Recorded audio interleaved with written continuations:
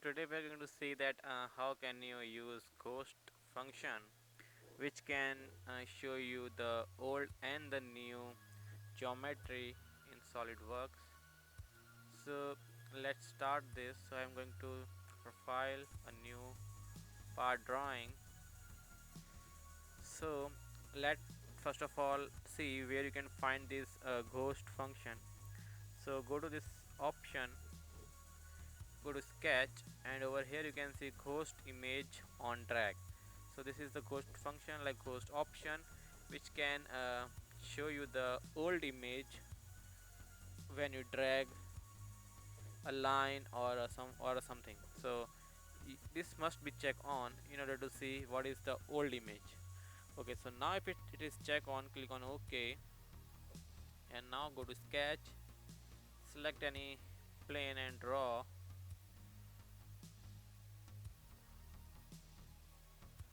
something like this, and let's see how that option will work. So this is a drawing which I have. Now if I'm going to drag it, now as you can see the solid line, it shows that I'm dragging that geometry by holding the left click of my mouse. So now the line not which are light which are light in color, these lines are the older ones. So because of that ghost image on drag option, you can see the old part of the geometry. So now if I go over here and if I just unselect this ghost option, like ghost image on drag is unchecked. So now if I will drag, I can't see the old geometry or the old lines.